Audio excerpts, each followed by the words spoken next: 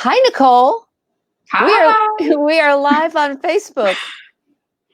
Awesome. Hello, everyone. Hello, thank you for being here. Nicole is my special guest today, and I'm so excited to have her in. She is really awesome. It's how long have I known you? Maybe about a month, maybe two, since the Yeah, a summer. couple months. Yeah. Yeah. We've gotten to know each other and talk about life and such. And I think she's got a lot of great stuff to share with us today. And she is a photographer. I'm going to read you her bio. She's got an interesting background.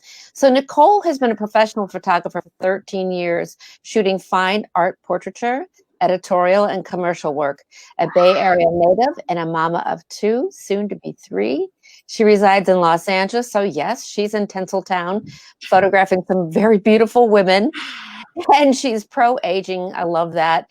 And advocates for diversity and representation in media. Thank you for that, by the way. And our topic today is Nicole is all about fashion. She loves fashion magazines. She loves following style icons and fashion influencers from diverse backgrounds and varying cultures and ethnicities.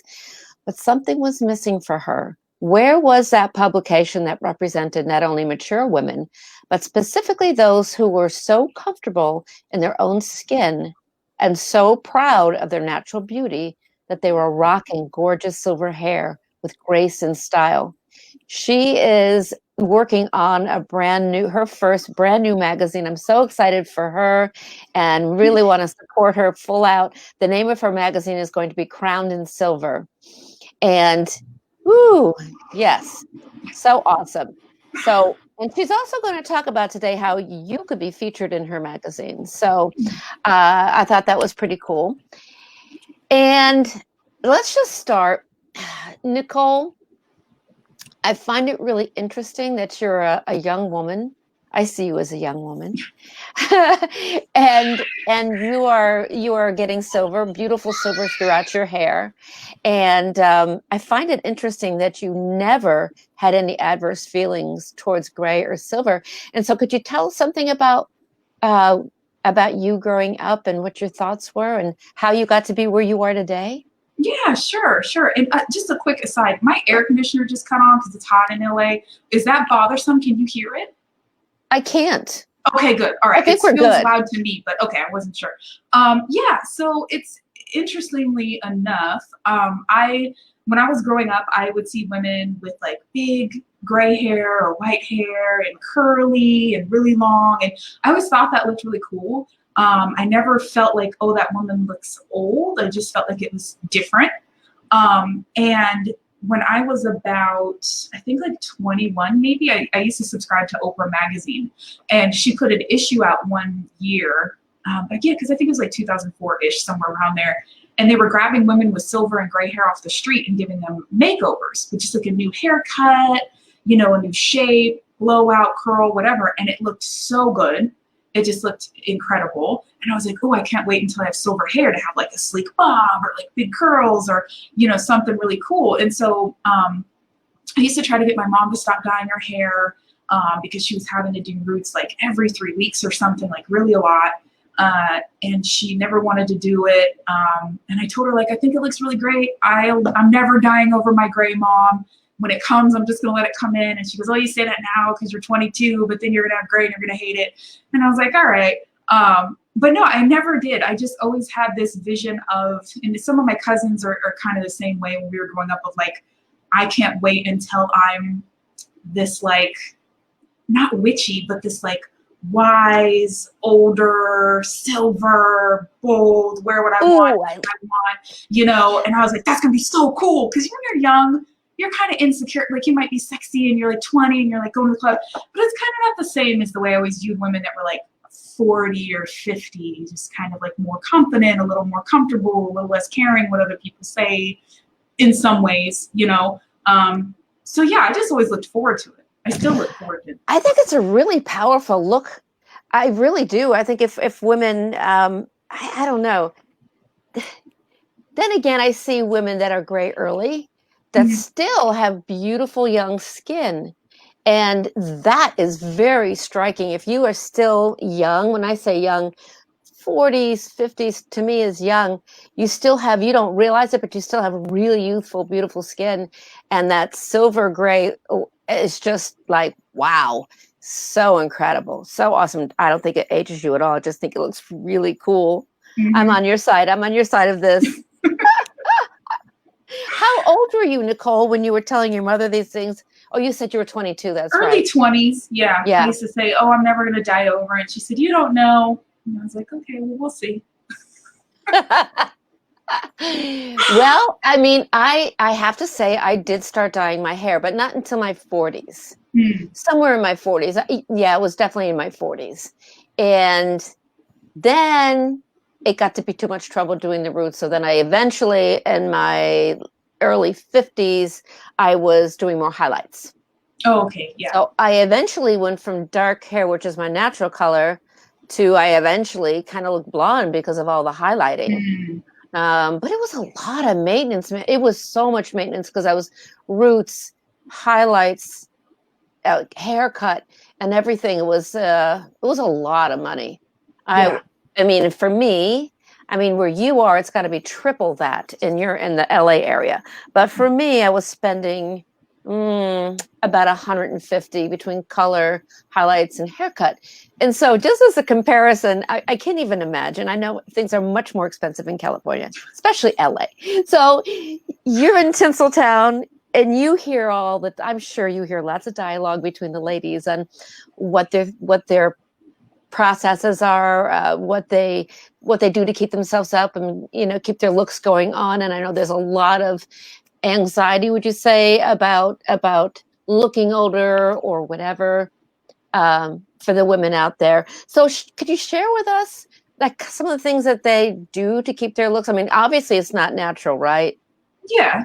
A lot of it isn't. A lot of it isn't. And I think Mm-hmm. it's interesting because I have friends who, they go to the salon and they get, cut, color, highlight, blowout, and it takes 4 hours. And when they go and they're going every 6 weeks and it's $300 or more dollars, $400 by the time all of that, is added up. And a few of them seem to love it. They look forward to it. That's like their me time and they enjoy it.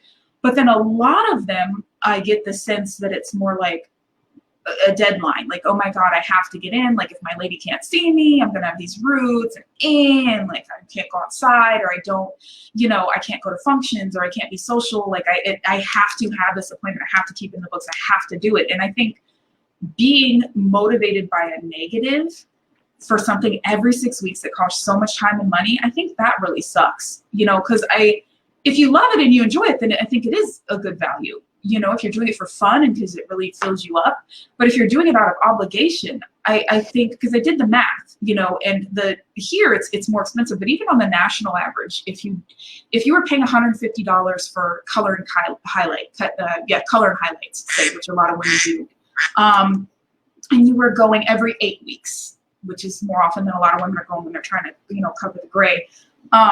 You're spending $27,000 over 30 years, and I'm like, and I think it's like almost 600 hours of your life over 30 years, 600 hours, Wow. Yeah. And for me, if I'm looking at that money and I'm looking at those hours of my life that I could never get back, if I'm looking at and this is for anything, beauty stuff, whatever. If at the end of my life, I look back and I think, am I going to say, if I had a choice right now, would I rather 600 hours or would I have, no, keep it as it is. And I spent all this time doing something because I felt obligated. I felt obligated, not because it made me feel good, but because not doing it would make me feel bad, That's and the I think that's difference. what's important. Yeah. That's a Yeah. really good point to bring up because then I am not, I advocate women doing exactly what they want to do, and if that's what they like, you said it all. If there's joy attached to it, they're doing it for that's their self-care practice. And I love that. And you wouldn't want to take somebody away from doing that, but you're right. It's the reason why you're doing it. If the reason why you're doing it is negative, like, as you point out, wow, that's just unfortunate to spend all that time and money Yeah. And I think chasing that's after with something. anything, Yeah. right? Yes, absolutely. Yeah. Absolutely. Ooh.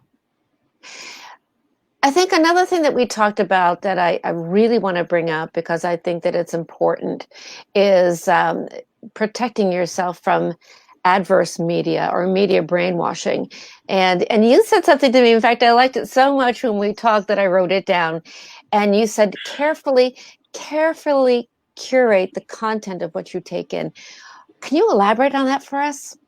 Yeah, I read a book several years ago, and I'm trying to, I can't remember the name of it, but something it talked about was how we would not spend time necessarily, we wouldn't necessarily invite somebody into our house that we were always jealous of, right? Or that we thought was like so much prettier than us that it makes us feel ugly, or we felt like, oh, I wish I could work out more and have this person's shape, or I wish I lived in the house this person. But like, we would be careful about, or people that are negative or condescending or just whatever, Yeah. we would say, oh, I would never invite that person over to dinner, but we'll keep them in our social media feed.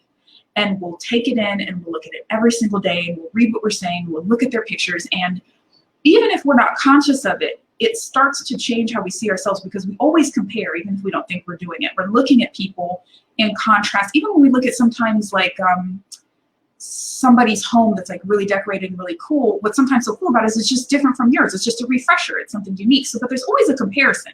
Is this something I'm used to seeing? Is it something I like? Is it better than mine? And when we're on social media like a lot. I think a lot of people are looking at stuff more than they realize.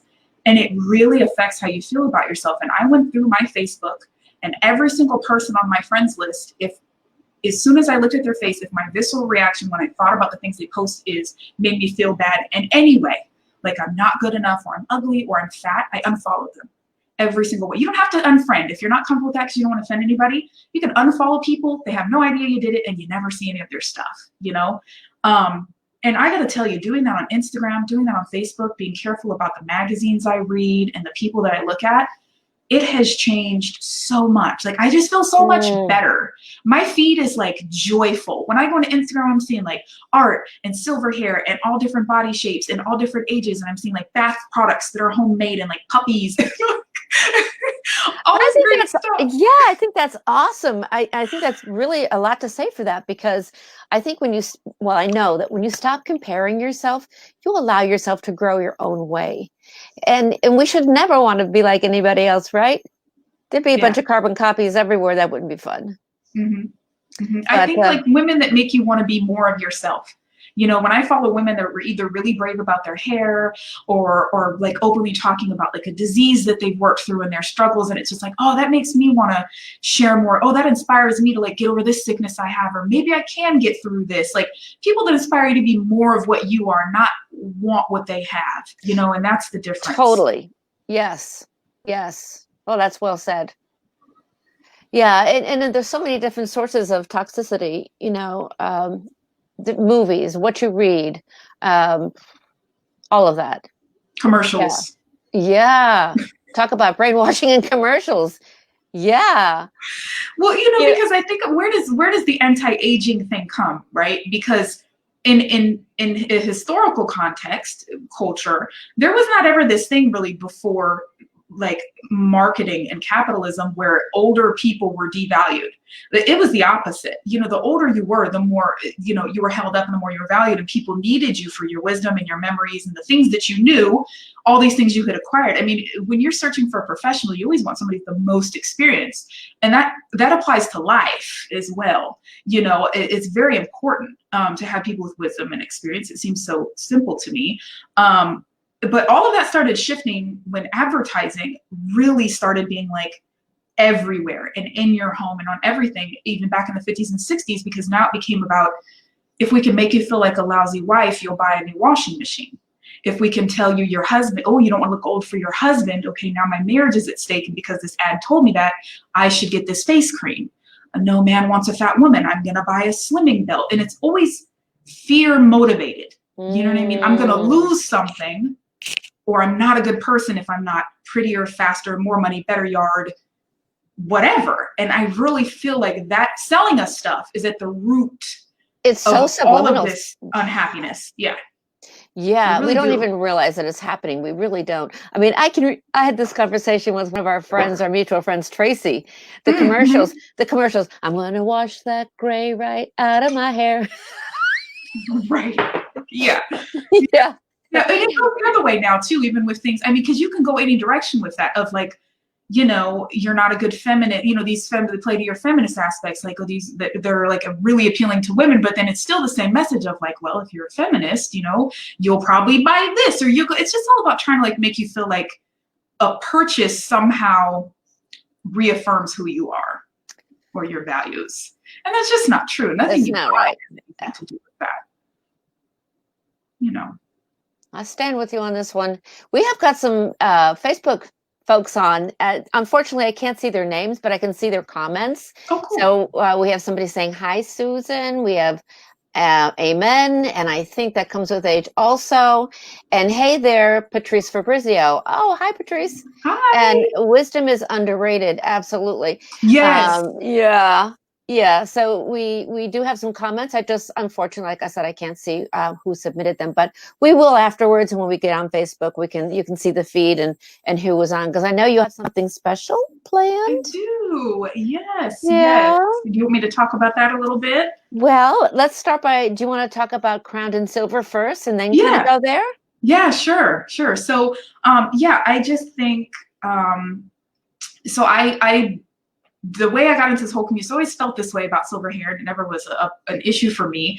And then shortly after I moved to LA, Mandy Cheatham posted in a LA women's group on Facebook that we're both in, that she was doing this thing called Going Gray in Tinseltown, and about how the industry really makes it very hard for a woman to embrace her gray hair because you lose a lot of work. They don't want to, there's not roles, and it's so hard. And I We was need to like, talk wow. to the writers. Yeah, seriously, really, because it's ridiculous. Yeah. And I just thought what she was doing was so interesting. I was like, oh, this is awesome. Like, I'm definitely down. Let me know when you record this. And so she had went and saw some talks I did about how the media and the photography industry perpetuates like fakeness and like not attainable standards, and what my role is in that, right? And so she invited me on the second one, and it was like really fun. And then so she invited me to to introduce me to Karen Green at Silver Sisters, and then I started shooting for them for their campaign and their event. And so that was how I came to meet all these women. It's been amazing. Like, I've met some incredible people Great because of women that. in that group. Oh my Yes. God. Susan Esco's in the house. She just Yes. Facebooked that. Yeah, That's so how I met Susan. yes, Yeah. and she's one of them. There's just been so many fabulous women that I've met through her, and all of you, just really powerful women. I'm so proud to know all of you. Yeah, For me sure. too. It's been great. It's fabulous. And I'd always hoped, I had aunties, but I was never close with them. But I always loved this idea of, when we're teenagers, we want to hang out with women that are 20, and when we're 20, we're looking old. And then at some point, there's this like disconnect. But I never felt that way. I still want to have friends that are like just a phase or 2 phases or 3 beyond where some of my closest friends are 50 plus, and I just don't understand why that doesn't happen more, because it's like this auntie relationship, and it's great and it's fun. And it's very fulfilling and beneficial for me. Sorry, you guys, but it is very beneficial for me having friends who are 50 plus, because they're like, oh, don't worry about that. Don't waste your time worrying about this. You won't even care in 5 years, So it's really great. That is so true. Oh my gosh. You are actually perspective, is great. Yes. Perspective is great. Oh my gosh, you are speaking to why I created my group, the New Ageless Women. I mean, that's exactly what I woke up with one day. It's like, why do we have this age separation? Oh my gosh, we should all be helping one another. We all need to be standing together. We need to be, coaching and talking to the women behind us. We need to be talking to the women in front of us, and oh my gosh, yeah, there's so much value in all of that, Nicole. Thank you. Yeah, and yes. So I the Silver Sisters conference got canceled because of COVID, and I thought, man, what can I do? I had this idea for a long time, though, of doing something conceptually, art-wise, where I was putting silver crowns on silver hair. I just thought that would look very cool and very interesting. So at first I was like, oh, I'd like to do some kind of art collection, maybe, or like a blog about it. And then when I put it out, reached out to the silver community to see who would be interested in being photographed like that. There was so much interest in the stories the women were telling on the questionnaire about their gray and their life stories and all this. And I was like, I feel like this is a magazine. You know, I feel like it makes more sense if there's some information about the women and what they're into, maybe some pictures more than just the crown, and like all these women, or a lot of women being forced to go gray because of COVID, and some of them are really unhappy about it or they're not sure. And I just thought, if this was presented in a way that's really cool, you know, like a cool magazine, it might bring some comfort to a lot of women who are like feeling not, and it's not just the hair color. You know, a lot of us can't get a haircut. A lot of us have gained weight, you know, and we're just like, oh, it's already hard enough here. And then we're like gaining weight, and a lot of us are broke now all of a sudden, or our jobs are different, or, you know, and so I was like, this would be something cool. Like, this is something cool and something fun. It could be shared more than a blog. It's more Oh, absolutely. Oh, I community. love it. In fact, my vision is to one day see it on the stands. Oh, I'd love to. Yeah, I think that would be And great. I know that's a bigger piece and harder to get there, but boy, would it be so cool to see that, because I think that I mean, the exposure would be just phenomenal, and I really think that it's a great thing to do to encourage women of all ages to embrace themselves fully and completely, and to really stand in their power, and not to worry, not to Yeah, worry. not to Yeah. worry. Yeah, I think so. Definitely. And the stories. I mean, I love the fact that you're bringing out stories, because that's really what connects all of us, right? Hmm. Is Yeah, those absolutely. stories. Yeah, and I think that there is that disconnect where I don't, you know, a lot of times, like, women might, like, I have young children, and a lot of times we reach to other women our same age for like help, even with like parenting or motherhood or things like really stressing us out. And that's fine, because it's another woman that's maybe going through the same thing. But then it's also nice to have that like breath of fresh air, somebody that's 50 that's going like, oh, your kids, they'll survive. It's, you know, they're so far removed from it that they're like, Yeah, that's so funny. That absolutely reminds me of a comment my late mother-in-law said to me when my kids were little, and I was stressing at the time. I was stressing about, you know, they've had a pacifier, they're drinking bottles, and then, you know, and the pediatrician was like, oh no, at this age they have to be doing this, and I'm like, oh my gosh, am I doing the right thing? And I will never forget her words. They won't go down the aisle with a bottle in their mouth, trust me. And I'm like, yes, right. yeah, you're right. They Yeah, eventually and let go of it. you know, yeah, even things, I think a lot of women my age and even a little younger felt like we were supposed to be in a certain place by 30, Oh, or that's like a we big were one. supposed to have like a career locked in and like own a home, and like there was these things that like if you didn't do it by now it was weird, or you were a failure, you should be further along. And you really get this perspective of like, when I talk to women who are like they started being photographers when they were 50 and then they made $250,000 the first year, you know what I mean? And they're like, oh no, I just decided I want to do it, and my kids were already grown up, and so I had this space and I just did it, and now it's amazing. And you're like, what? Because you feel like you get this idea you can't, you know, or you should have already Oh, had it figured out. And that's the perspective that is amazing too, to talk when we're like career shifting all the time and doing different oh, stuff. yes. That is a great thing to bring up, because I always say, you don't realize, like, I have, my kids are in their 30s, and so I say to them a lot, you don't realize that you have the gift of age yet. You have the gift of age. I mean, I didn't start doing what I'm doing until I was 60. Mm-hmm. You know, so no, it's never too late. And yeah, you really come into some fullness, and you'll see when you get up into the 50s. Wow, I mean, your creativity, you're creative now, but wow, there's something different that happens. I can't explain Mm-hmm. it, but it's just a very rich time. Yeah, I've Hmm. seen it, and I think a lot of my generation is not getting that. You know, and that's the thing, is I hope my magazine just won't, once it comes out, I hope that some of my following too that isn't silver yet, or, you know, is younger, will still read it and look at it and go, oh man, you know what, I was feeling really lousy, like I should have like already figured it out, I'm not sure what I really want to do, I've had this job for 10 years now and I'm not sure, maybe I made a mistake, am I stuck? You know, it's just so nice to Boy, see that perspective. It really is. that is a really good thing to talk to, because that is a real thing. I mean, that is a definite anxiety for folks in their 30s. You know, what have I done with my life? And I should be here, I Existential should be crisis there. at Oh, 30. yeah, like, oh my gosh, I didn't do this, and I should have done that. And and again, they're comparing themselves to others, maybe that had a very structured plan on how to get there. And I'm sorry, but that doesn't always work out. Well, and sometimes we don't even realize the age of the people that we are looking at as beacons of success. I mean, sometimes because I've looked at people like photographers that I looked to for years, and I never realized they were 15 or 20 years older than me. You know, these women who are making like a lot of money, and they teach and they do all these things. They have these platforms, and I'm like, oh man, that's amazing. And they're like, yeah, I turned 50 this year. And I'm like, well, oh, Okay.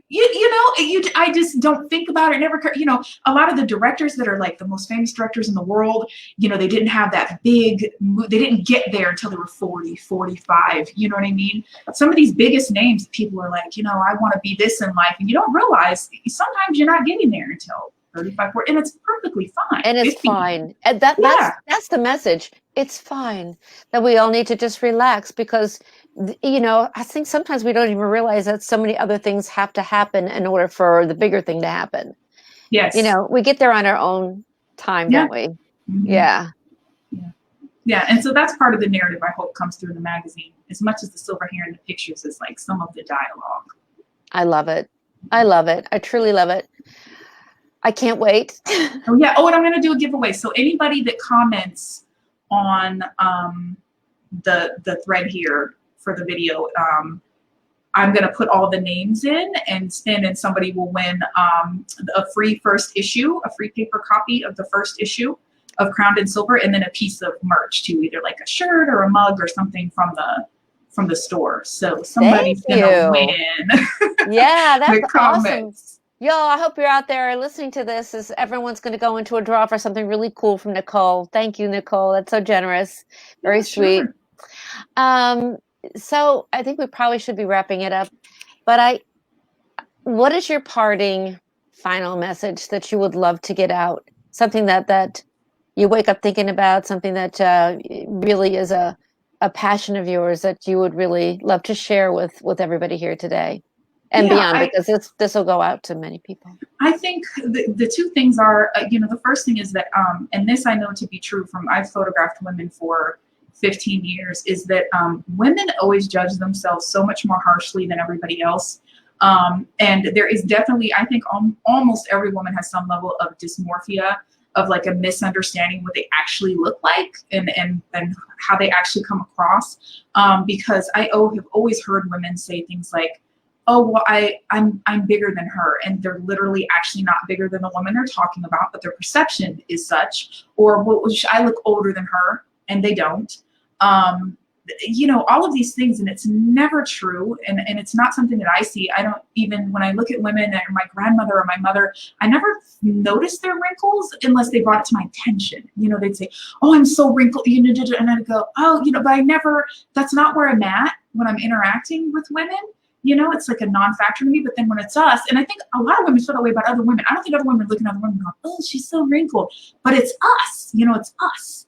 And I just think that if we could try to learn to treat ourselves with as much like tenderness and consideration as we do other people, it would really serve us. And I think for me, how that translates into like the magazine and like joining all these groups where I may be on the younger end is,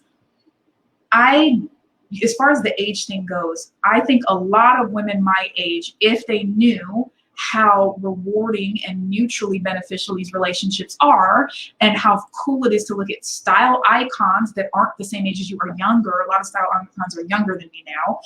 And just seeing style from women of every age, and careers from women of every age, and getting advice from women of every age.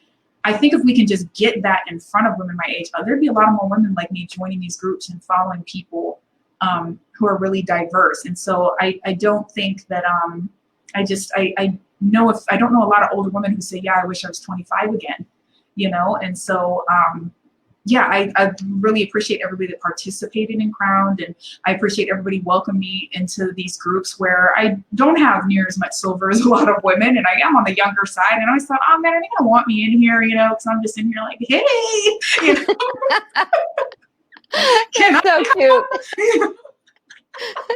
That is adorable. With Abby, I think Abby's in your group. A lot of women know Abby Brettel. She always teases me. She goes, oh, you've got like 17 silvers. She's always like messing with me. Oh, you're 17 silvers. But no, it's been great. And everybody's been so receptive. And so I just appreciate that. I do hope there'll start to be more of a movement of relationships and style icons, and just icons in general for younger people, for women that are in the next step. So I think what I hear you saying is love yourself. I mean, it sounds like a corny coined phrase nowadays, but love who you are, embrace who you are, and don't wish you were somebody else. and Yeah. don't be so hard on yourself, right? Yeah, because just know it's Enjoy reciprocal. life. There's a billion other people who are saying, "Oh, I wish I was her." You know, Yeah. just treat yourself with the same respect that you'd give another person. Grow and be unique. You know, Yeah. you don't want to be like anybody else anyway, right? No, I don't. Thank you so much for giving up your time to be here with us Oh, today. no, I thank you for appreciate it. having me. It was fun. It was fun. We're pretty locked down in LA still, so it feels like, you know, a coffee date. Oh, I love We it. don't have much of here. Right Is it now. really still pretty strict out there as far All as of our social restaurants are distancing? still closed with the exception of outdoor seating. You can eat on a patio if they have a patio, but all the bars are closed. All the museums are closed. There's no gatherings Oh, over ouch. 10 people or so, I think, intimately. And then, yeah, it's still pretty locked down here. We're not really hanging out too much. A little bit. No, things Yeah. feel pretty normal here. I mean, of course, everywhere you go now, you have to wear masks. Everywhere you go, everything's taped off, so they tell you where to stand and all that. Mhm. So we see that here. I'm in Cincinnati, so Oh, but okay. people are hanging out, people going out. They're in bars, they're in restaurants. Um, Yeah. yeah, yeah. It I'm patient. it is. I'm gonna say it. It is what it is. Yeah, it is what it is. What We can you just do? go with it. Yeah, it'll be the year to remember. It will be the year to remember. But I'm getting a magazine out of it. So I'm like, hey, Well, we see, gotta get some victories. Yep. there you go. The creativity that has come out of this 2020 has Oh, yeah. been totally amazing. Yeah, I agree. I agree. So we have quite a few people. Great conversation. Thank you. Amazing. Watching as you grow, crown and silver. Yay. Yes. Paper copy, somebody says. Love you, sisters. We love you too. We Whoever love you is out too. there, we love you guys. Thank you so much for joining us live. Really appreciate you. For those who couldn't, we'll see you on the replay. And Nicole, have a wonderful day. Thank you so much You for being too. here. All Love right. it. Thank you, Debbie. You're All right. welcome. I'll see you later. See you later.